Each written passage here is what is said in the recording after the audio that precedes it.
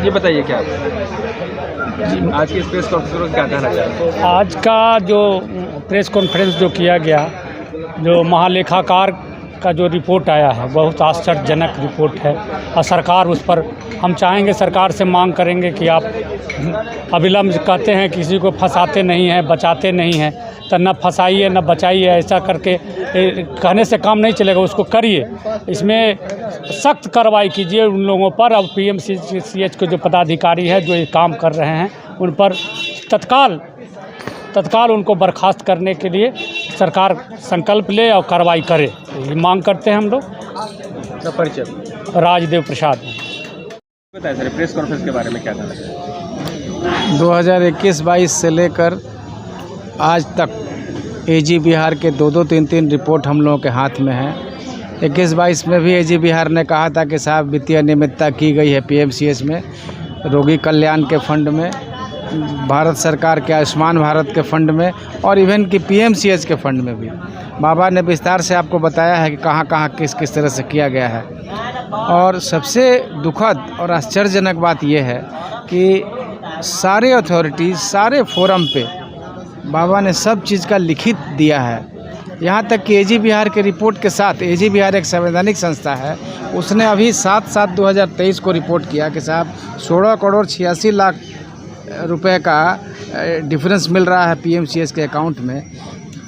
In spite of all complaints, कहीं से कोई किसी के कान पे जू नहीं रेंग रहा है। अब समझ में नहीं रहा कि आप क्या करें।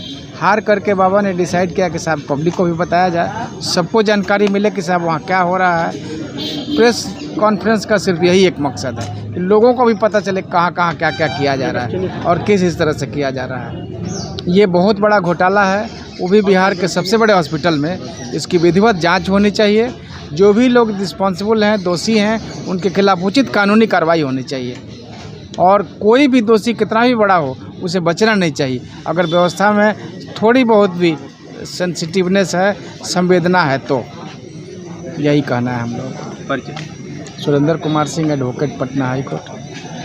बताया इसके प्रेस कॉन्फ्रेंस के विषय में। आज प्रेस कॉन्फ्रेंस का मुख्य उद्देश्य महालेखाकार लेखा परीक्षा बिहार के द्वारा सूबे के सबसे बड़े अस्पताल पीएमसीएच में बहुत बड़े पैमाने पर वित्तीय अनियमितताओं का उद्भेदन किया गया है।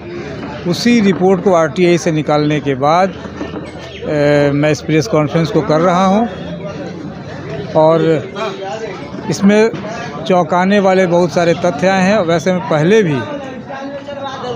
रोगी कल्याण समिति के आय व्यय का ब्यौरा मांगते रहा। पहली बार कहा गया कि संधारित नहीं है, फिर बाद में जब ऑडिट हुए तो मेरी जो शंका थी उसको प्रमाणित किया एजी बिहार ने। एजी बिहार का रिपोर्ट मेरे पास में है। उसमें रोगी कल्याण समिति में 14,75,17,574 रुपये का डिफरेंसेस पाया गया है बैंक स्टेटमेंट में और इनके रोकड़ बही में पीएमसीएच के। एनएचएम नेशनल हेल्थ मिशन के अकाउंट में 2,10,00,000 का, कहने का मतलब टोटल अमाउंट 16,86,17,592 रुपये का डिफरेंसेस है बैंक के रिकॉर्ड में और इनके रोकड़ बही में। ये एक एग्जाम्पल है। इसी तरह से पीएमसीएच में 53 लाख रुपये रोक कर रखे गए।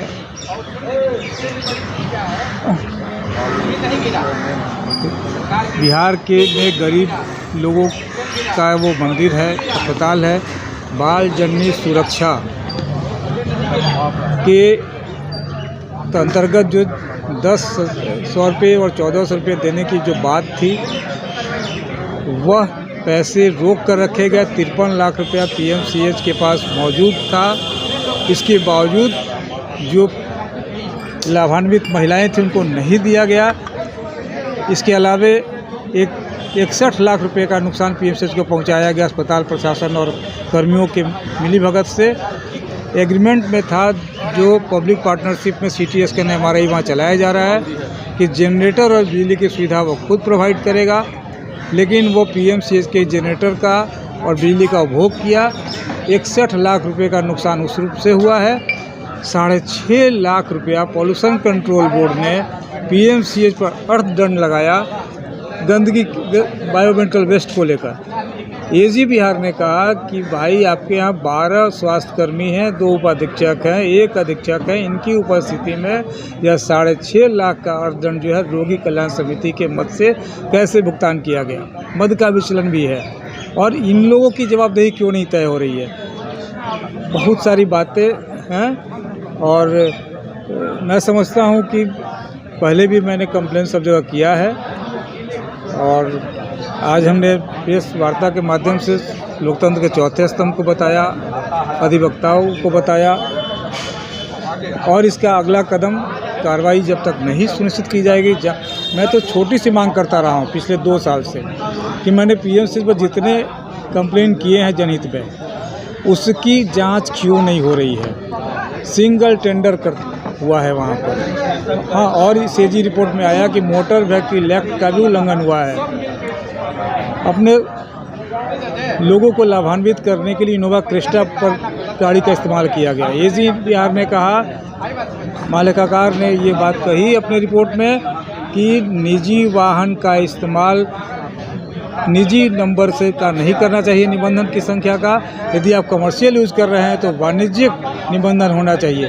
ये सारी बहुत सारी कमी को 16 बिंदुओं पर पकड़ा गया है और निश्चित रूप से इसकी जांच होनी चाहिए। हम लोग प्रयास कर रहे हैं और आज लोकतंत्र के चौथे स्तंभ के सामने अपनी बात रख रहा हूँ।